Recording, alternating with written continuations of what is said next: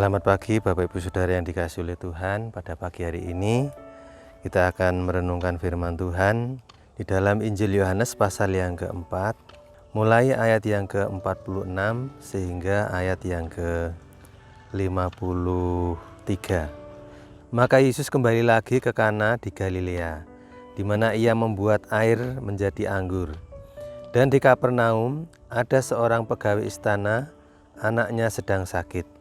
Ketika ia mendengar bahwa Yesus telah datang dari Yudea ke Galilea, pergilah ia kepadanya lalu meminta supaya ia datang dan menyembuhkan anaknya, sebab anaknya itu hampir mati. Maka kata Yesus kepadanya, "Jika kamu tidak melihat tanda dan mujizat, kamu tidak percaya." Pegawai istana itu berkata kepadanya, "Tuhan, datanglah sebelum anakku mati." Kata Yesus kepadanya, "Pergilah, anakmu hidup." Orang itu percaya akan perkataan yang dikatakan Yesus kepadanya, lalu pergi.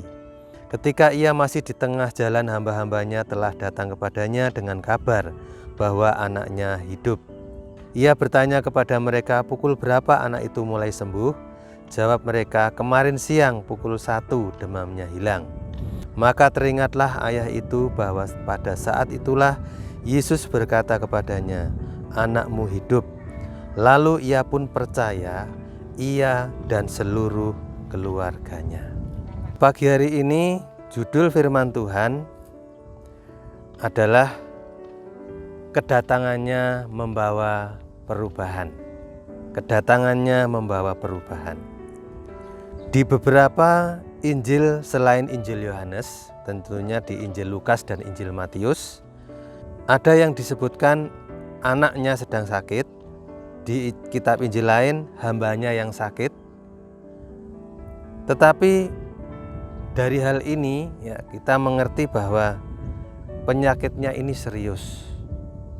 Beruntungnya mendengar tentang Tuhan Yesus. Dan ketika mendengar tidak hanya berhenti mendengar, dan tibalah kesempatan yang baik. Yesus telah datang di Kapernaum, ya, di kotanya, ya. Sehingga kedatangannya ini telah didengar. Dan bukan hanya berhenti mendengar, tetapi perwira ini punya usaha untuk meminta Yesus datang. Dia menyuruh 2 kali rombongan atau utusan. Yang pertama tua-tua Yahudi, dan yang kedua sahabatnya sendiri. Namun di dalam kitab Injil Yohanes seolah-olah ini dikatakan dia sendirilah yang meminta untuk datang. Memang dia yang meminta tapi lewat suruhan. Jadi dia sendiri yang meminta datang, dia yang meminta kesembuhan untuk hambanya yang sakit, untuk anaknya yang sakit ini. Namun apa yang dikatakan oleh Yesus ketika permintaannya itu datang kepada Tuhan Yesus? "Jika kamu tidak melihat tanda dan mujizat, kamu tidak percaya." Pelajaran yang pertama adalah percaya itu bukan hanya sekedar pengakuan di mulut, percaya di dalam hati, tetapi terkait dengan peristiwa kesembuhan hamba perwira ini adalah mengenai tindakan. Mendengar, percaya, mengaku mulutnya, hatinya percaya, tapi dengan tindakan. Dia datang kepada Tuhan Yesus. Dia meminta kepada Tuhan Yesus. Kemudian ketika Tuhan Yesus menyatakan demikian, banyak orang percaya ketika setelah melihat tanda dan mujizat. Ini perkataan bukan kebetulan disampaikan oleh Tuhan Yesus untuk ditujukan kepada perwira ini. Walaupun perwira ini menyuruh utusan-utusannya. Pelajaran penting pertama, kita sebagai orang yang sudah percaya, percaya itu bukan hanya apa yang dilihat, yang nampak di depan mata. Sekalipun belum terjadi, kita percaya bahwa Allah yang melakukannya tidak akan pernah gagal. Ketika Allah datang, pasti ada perubahan. Dia datang membawa perubahan. Hanya saja perubahannya itu cepat atau lambat sesuai waktunya Tuhan. Yang kedua, ayat yang ke-50 berkata, kata Yesus kepadanya, "Pergilah, anakmu hidup."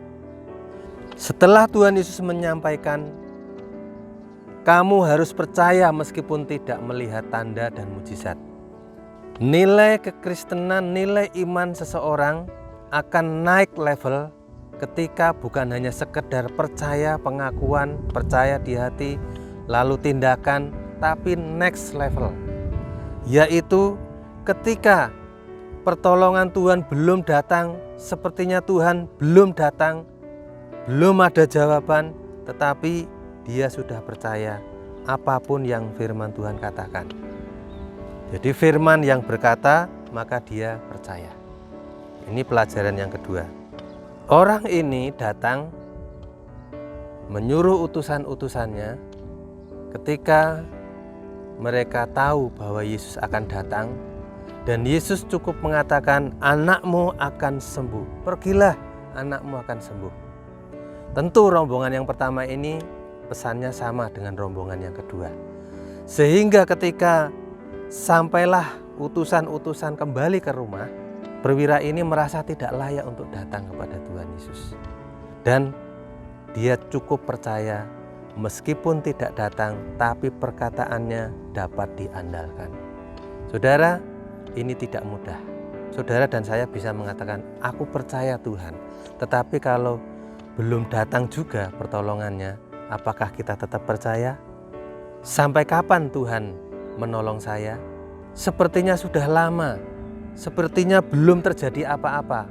Tetapi firman yang Tuhan katakan pasti akan terjadi. Semua yang firman Tuhan katakan pasti terjadi. Nah, yang ketiga, inilah yang terpenting. Pergilah, anakmu hidup, kata Tuhan Yesus. Orang itu percaya akan perkataan yang dikatakan Yesus kepadanya, lalu pergi. Jadi Yesusnya belum sampai ke rumahnya, tapi perkataannya sudah jadi. Karena ini dikonfirmasi, kapan hambaku itu sembuh, kapan anakku itu sembuh. Pukul 1 siang kira-kira tengah hari. Tepat pada waktu Yesus mengatakannya, pergilah, anakmu hidup. Saudara, ketika kita yakin datang kepada Tuhan, Tuhan lebih dulu datang kepada kita. Dan dia berfirman, percayalah kepada firman-Nya. Tunggulah, firman-Nya pasti akan melaksanakan seperti yang difirmankannya. Pasti jadi. Orang itu datang supaya anaknya sembuh, bahkan hampir mati. Yang hampir mati saja bisa disembuhkan. Karena firman Tuhan mengatakan, pergilah, anakmu hidup. Cukup firman Tuhan yang Yesus sampaikan, itu berkuasa. Tidak terhalang oleh jarak, tidak terhalang oleh kemustahilan manusia sekalipun hampir mati. Tapi itu bisa Tuhan kerjakan. Pagi hari ini, apa yang sedang kita gumuli? Mungkin semua sepertinya hampir mati, tidak ada harapan. Tapi tetaplah dengar firman Tuhan. Sambutlah kedatangannya. Tetaplah meminta Tuhan. Datang kepadanya dalam doa. Percaya kepada setiap firman Tuhan katakan. Dalam Alkitab yang kita baca, dalam Alkitab yang kita dengar lewat khotbah-khotbah, saudara yakin Tuhan tidak pernah kekurangan jalan. Cukup dia berfirman, semuanya jadi. Tuhan bisa pakai apapun, tapi perubahan pasti akan terjadi. Kedatangannya yang penting kita datang, Tuhan sudah lebih dulu datang. Kita minta, Tuhan sudah terlebih dulu memberinya.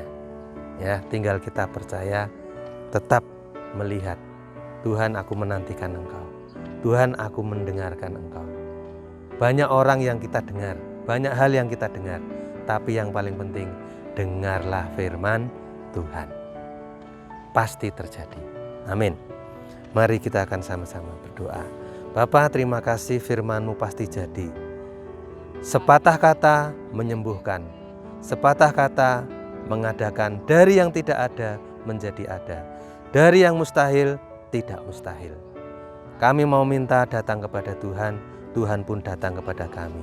Mencari orang-orang yang berdosa, menyelamatkan orang-orang yang berdosa. Terima kasih Tuhan, di dalam nama Tuhan Yesus Kristus. Amin.